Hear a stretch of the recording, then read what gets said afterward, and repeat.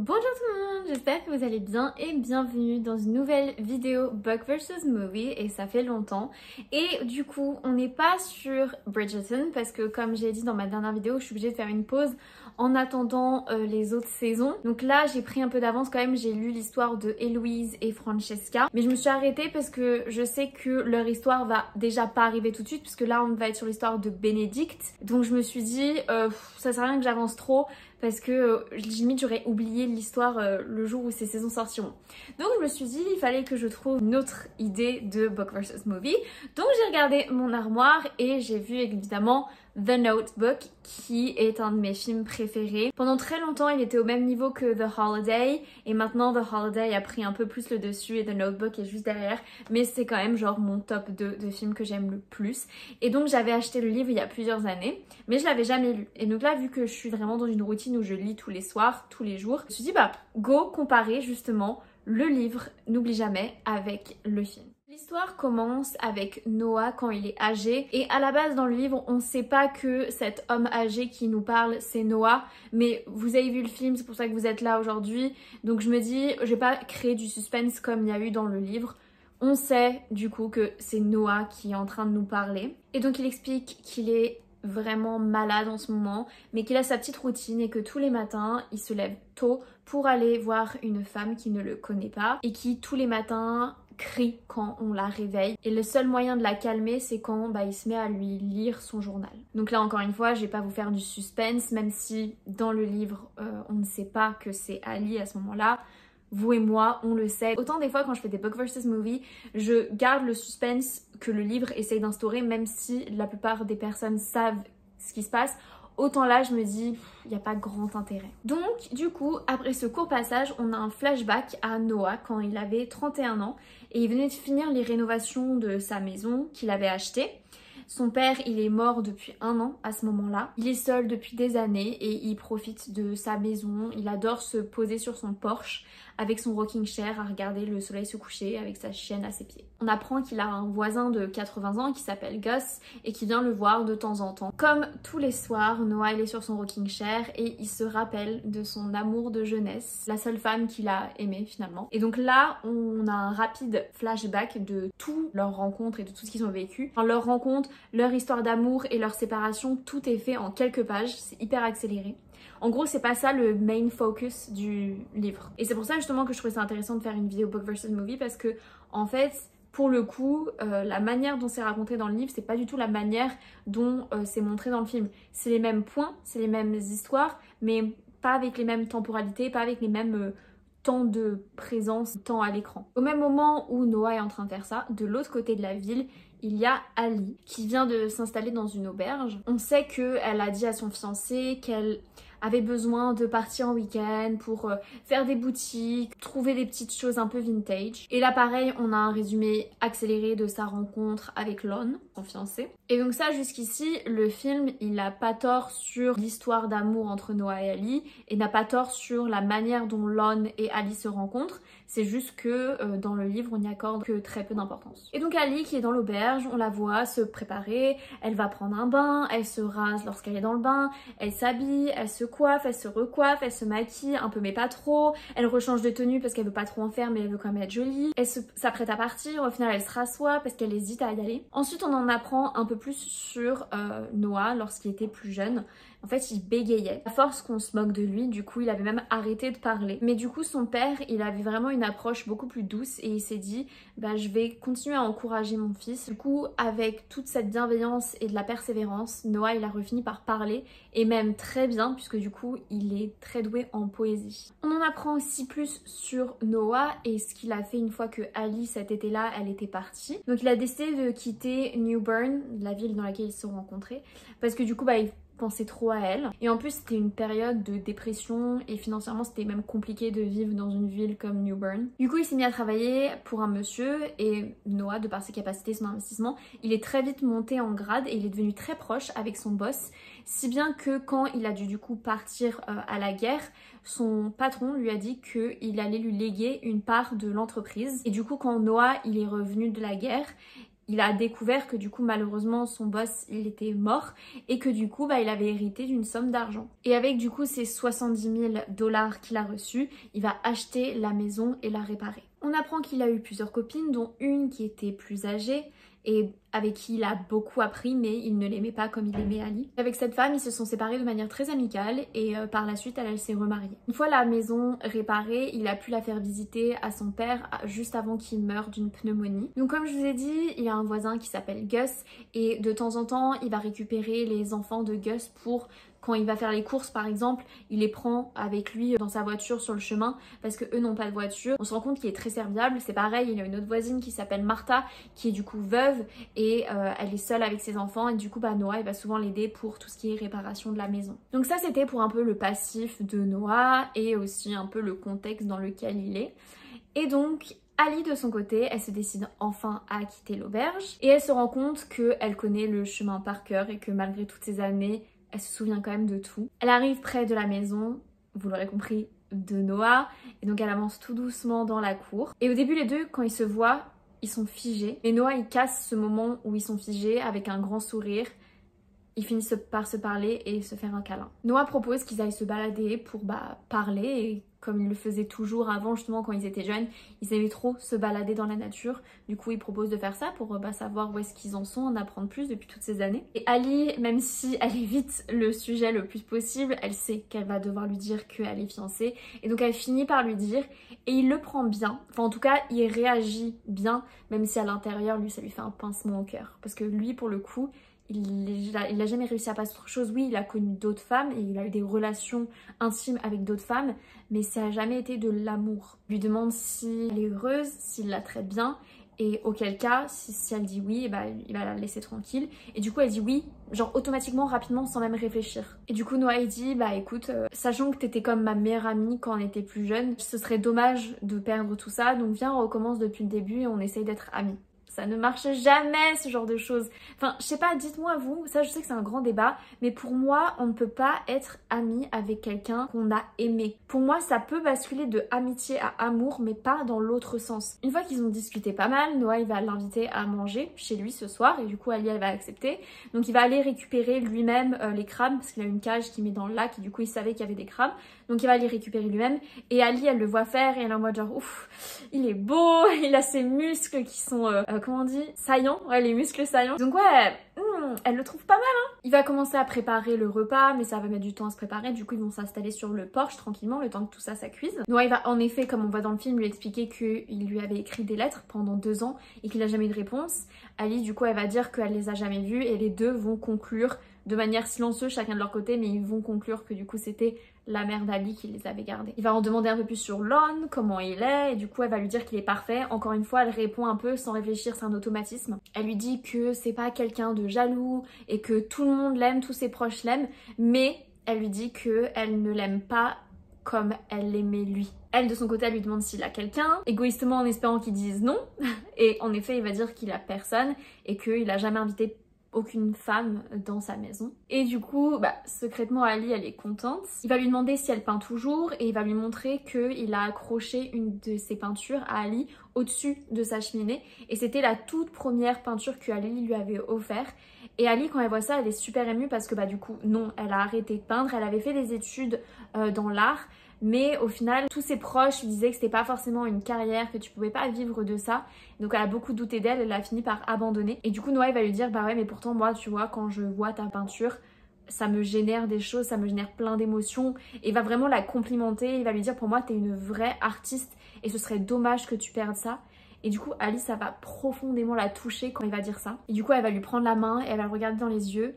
Et là elle va se dire est-ce que je suis toujours amoureuse de lui? Est-ce que je suis en train de à nouveau tomber amoureuse de lui? Le four il sonne et du coup ça interrompt le moment. Donc ils vont manger ensemble et ils vont continuer à se raconter leur vie comme si au final ils se connaissaient depuis toujours et comme si il n'y avait pas eu toutes ces années de séparation. Et lors de leur conversation, Noah il sait qu'il est en train de tomber amoureux d'elle. Et pas juste de l'ancienne version d'Ali, mais de la nouvelle version d'Ali qu'il est en train de découvrir. Moi je voulais faire une petite aparté en milieu de vidéo pour dire que j'aime beaucoup le film, vous l'aurez compris, mais le livre, je l'aime encore plus parce que je trouve que leur relation, elle est beaucoup plus saine dans le livre que dans le film, ou en tout cas peut-être que dans le film ça n'a pas été assez expliqué alors que dans un livre t'as littéralement que des explications. Je m'expliquerai un peu plus en fin de vidéo. Là par exemple je trouve que c'est un très bon exemple quand il dit qu'il tombe amoureux de sa nouvelle version et pas que du souvenir qu'il avait d'elle, parce que des fois on pense qu'on aime quelqu'un parce que il y avait de l'histoire avec cette personne, parce que on l'aimait quand on était plus jeune, et je trouve que c'est important de dire que du coup les personnes évoluent, et des fois quand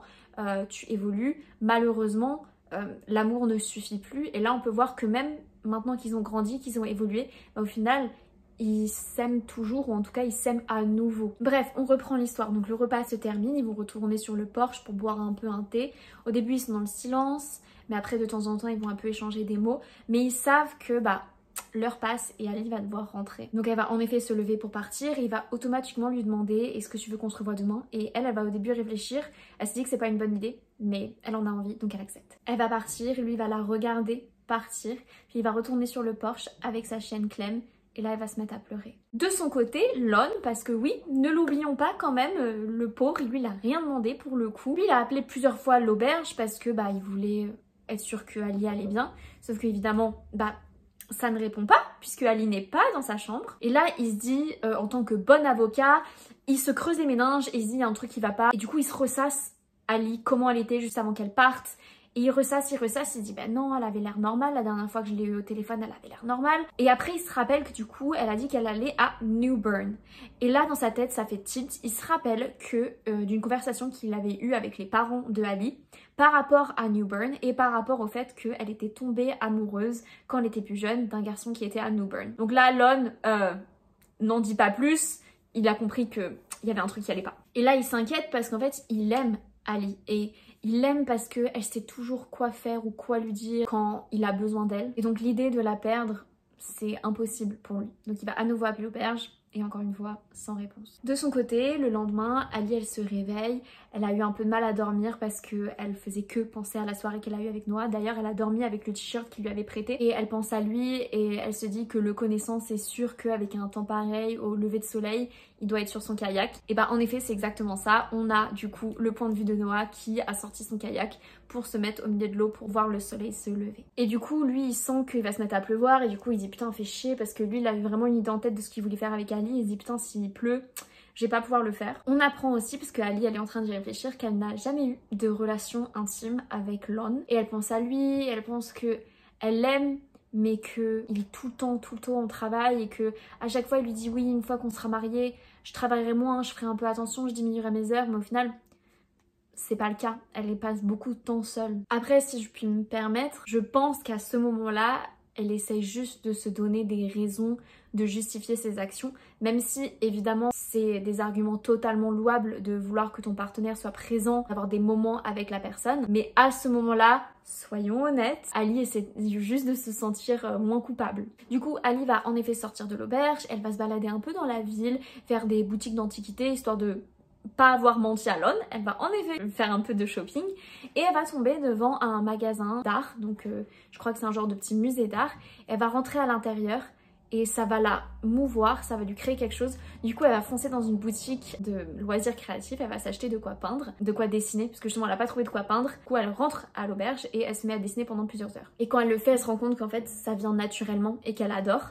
Le temps passe et elle se rend compte qu'il faut qu'elle aille rejoindre Noah. Du coup elle prend ce dessin, elle le roule, elle le prend dans son sac. En descendant, le manager de l'auberge il la voit et il l'interpelle et lui dit que son mari, enfin son fiancé, l'a appelé plusieurs fois, et elle est super surpris parce que ça lui ressemble pas, et du coup là elle commence un peu à paniquer en mode genre est-ce qu'il sait. Elle a pas le temps de appeler et elle a pas envie, elle a surtout envie de retourner voir Noah. Donc encore une fois elle va se justifier en disant bon de toute façon là il est sûrement au travail, donc ça sert à rien que j'essaie de l'appeler, il répondra pas. Et du coup elle lui dit vous pourrez lui dire que je suis partie faire du shopping, et donc elle s'en va. Et vraiment 2 minutes après qu'elle s'en aille, le téléphone sonne et c'est Lon qui appelle à nouveau. Et une fois qu'elle arrive, Ali elle oublie tout et juste elle est contente de retrouver Noah et de passer du temps avec lui. Donc Noah lui dit qu'il avait prévu quelque chose, mais que vu qu'il va pleuvoir, il sait pas trop si ils vont le faire. Ali elle lui dit en vrai moi la pluie j'en ai pas peur, et elle veut en savoir plus sur l'endroit où il l'emmène, mais il veut garder ça surprise. Là en effet c'est ce qu'on voit dans le film, c'est dans un coin du lac où du coup il y a plein de cygnes, il y a plein de canards, il y a plein d'oies qui viennent tous parce qu'ils tous migré à cet endroit là. Et du coup Ali elle est émerveillée, lui il adore la voir aussi contente. Il se met à pleuvoir, mais Ali n'en a rien à faire, elle adore juste, elle profite du moment. Et lui adore la voir comme ça. Du coup, ils disent rien. Juste Ali, elle profite du paysage. Pour elle, c'est comme de l'art en fait. Et elle laisse ses sens la guider. Évidemment, elle voit Noah et elle le désire. C'est plus juste elle est trop beau, c'est vraiment elle le désire. Mais elle se met quand même à penser à Lon en pensant que c'est l'homme parfait. C'est tout ce dont elle pensait d'un mariage, de la compatibilité. Il est aisé, il est respectueux, il est stable, mais il n'y a pas de passion. Bref, la pluie devient de plus en plus forte, du coup Noah pagaie de plus en plus vite pour rentrer à la maison et ils arrivent du coup à quai et ils se tiennent la main en marchant jusqu'à la maison. À croire qu'ils veulent vraiment ralentir le temps et courir à la maison, ce serait comme accélérer le temps, alors que si tu marches, tu pourrais penser que le temps va moins vite, alors que non. Ils sont trempés, du coup Noah il va lui proposer des vêtements à lui pour que du coup elle puisse être dans des vêtements secs. Elle va monter dans sa chambre et elle va du coup se mettre nue et elle ressent un certain plaisir à être dans sa chambre à lui, nue. Elle met les vêtements qu'il lui a prêtés, c'est des vêtements d'homme, du coup elle essaie de les ajuster d'une manière pour qu'on voit un peu ses formes et pour se sentir un peu féminine. Elle se recoiffe, elle aimerait se remaquiller mais elle a pas pris son maquillage avec elle, donc elle fait de son mieux. Lui de son côté il avait préparé un petit feu, du coup ils vont tous les deux se poser près du feu pour se réchauffer. Ils vont beaucoup se regarder, clairement les deux se désirent mais ils ne se le disent pas. Lui il va lui proposer un thé, sauf que elle, comme on le voit dans le film, elle va lui demander s'il a pas quelque chose d'un peu plus fort, comme de l'alcool, ce qu'il va faire. Elle du coup elle va lui reparler de leur première fois et à quel point c'était parfait pour elle. Elle va aussi en profiter pour lui dire que elle n'a jamais eu de relation avec Lon et que du coup c'est le seul homme qu'elle a connu. Elle reparle du fait que Noah il était très timide quand ils se sont rencontrés parce que du coup quand il a rencontré Ali elle avait un copain qui était pas à Newburn, qui était dans une autre ville. Noah, quand il avait appris qu'Ali elle avait un copain, il avait complètement arrêté de lui parler.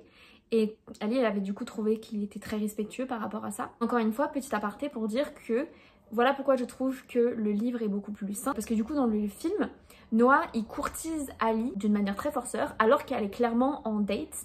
Donc pas très respectueux, il respecte pas trop ses boundaries alors que là vraiment dans le livre on apprend qu'il était pas du tout comme ça. Justement au contraire très timide, très gêné et quand il a su qu'il avait quelqu'un il avait complètement arrêté de lui parler. Bon vous allez me dire au final ils ont en effet fini par être ensemble mais c'était pas de sa décision qu'à lui. C'est quelque chose qui s'est fait ensemble et sans forcer l'un ou l'autre. Elle va aussi lui annoncer que elle aussi lui avait écrit des lettres mais qu'elle a jamais osé les envoyer parce qu'elle avait peur de sa réponse, de ce qu'il pourrait dire et lui annoncer. Et à ce moment-là, Noah, un peu de nulle part, il va lui dire qu'il l'aime. Et pas juste son ancienne version, mais sa nouvelle version aussi. Il lui dit qu'il l'a toujours aimé et qu'il l'aimera toujours. Là, il y a un petit moment de blanc. Il va se lever pour remettre du bois dans la cheminée. Quand il se rassoit, elle va se reblottir contre lui. Et ils vont se mettre à s'embrasser, à se déshabiller.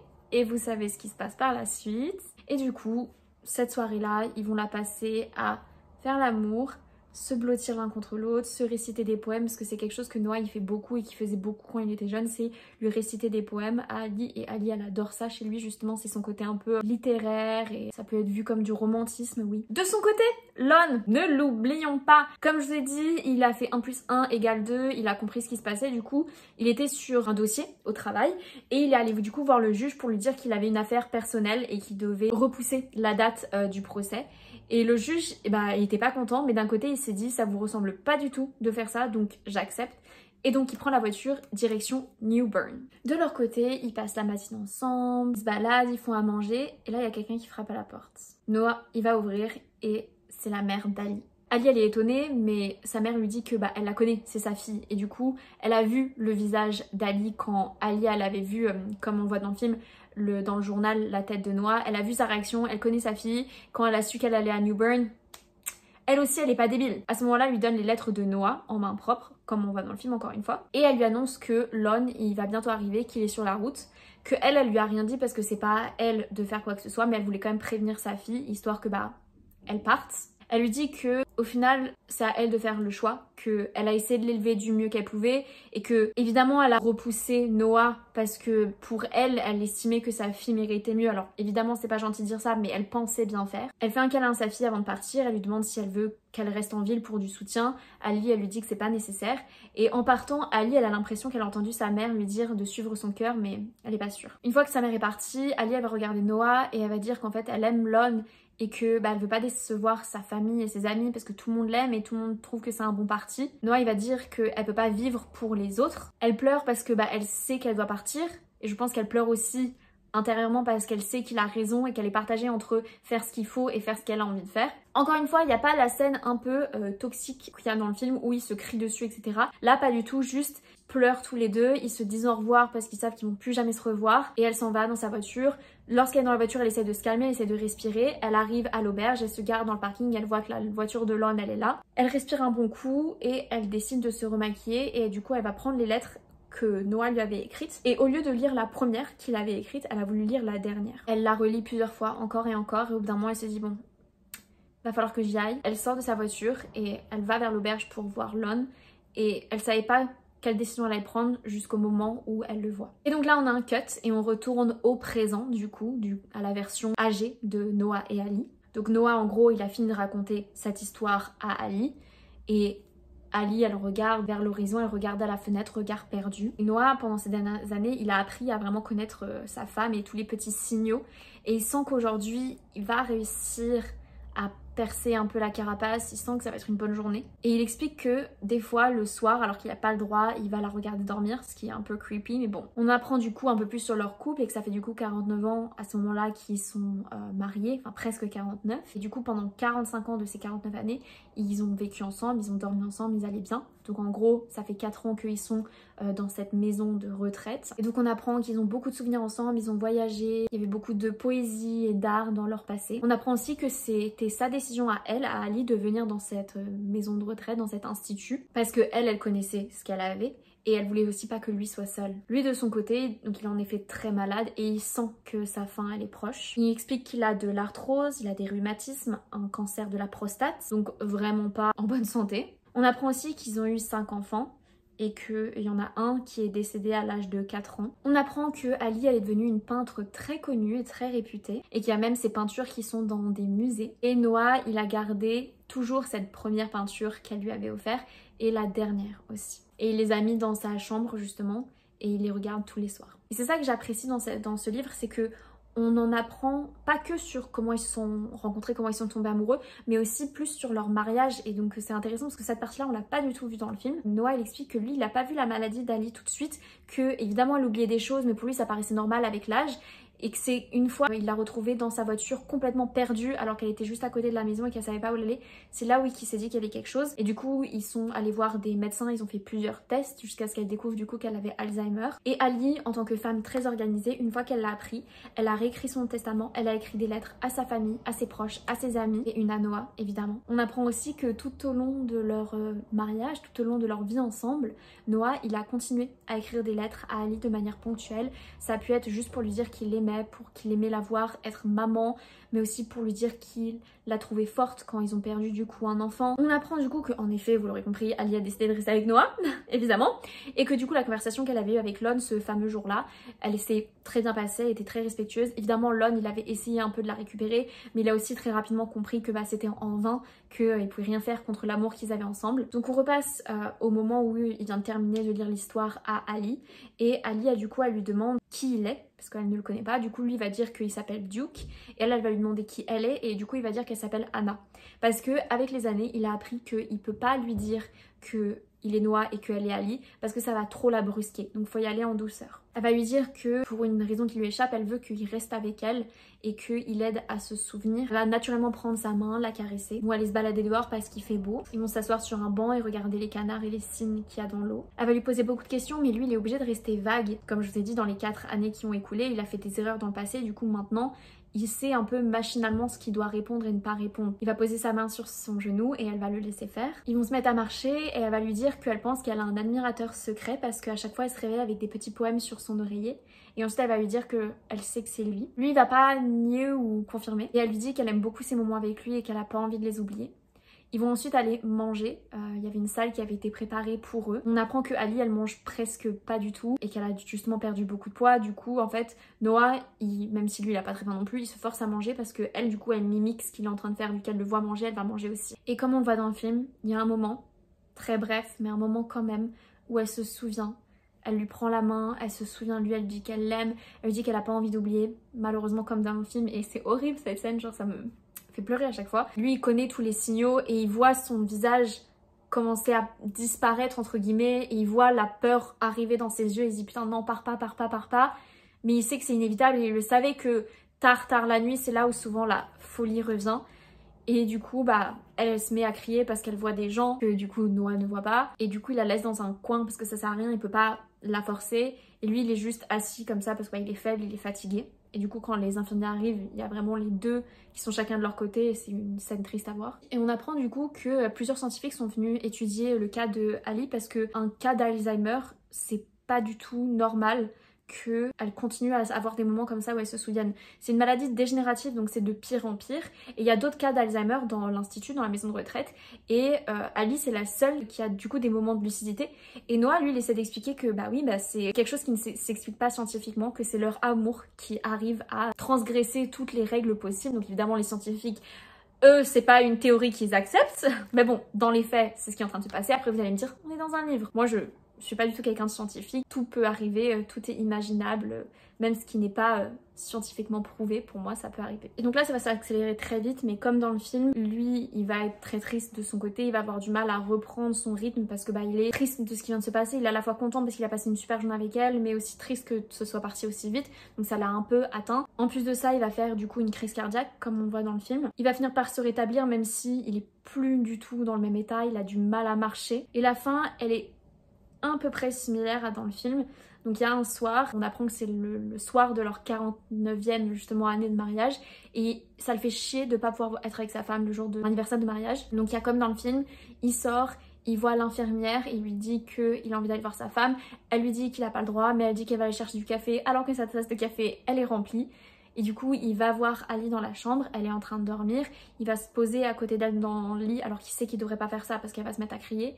Et au final, étonnamment, elle ne crie pas, elle le reconnaît, il l'embrasse, elle l'embrasse en retour et elle lui dit qu'elle l'aime et qu'il lui avait manqué. Et ça se termine comme ça. On n'a pas la fin comme dans le film où bah, il est clair qu'ils sont décédés ensemble. Je pense que c'est une fin un peu ouverte. On peut leur souhaiter qu'ils soient morts de cette manière comme on le voit dans le film. Mais en tout cas, dans le livre, c'est pas explicitement montré ou dit. Et voilà, cette vidéo est terminée. Ça m'a un peu émue. De toute façon, c'est une histoire qui m'émeut beaucoup.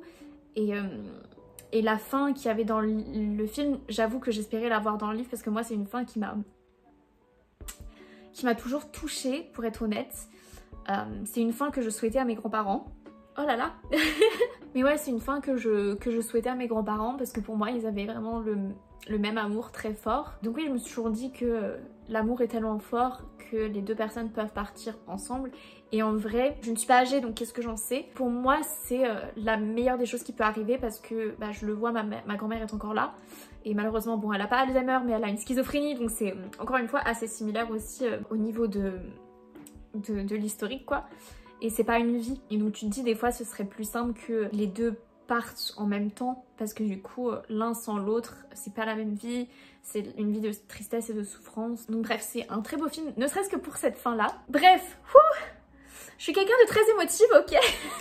Mais ouais, j'aime beaucoup cette histoire et comme je vous ai dit du coup tout au long de cette vidéo, je trouve vraiment que le livre a fait une version beaucoup plus saine de leur amour.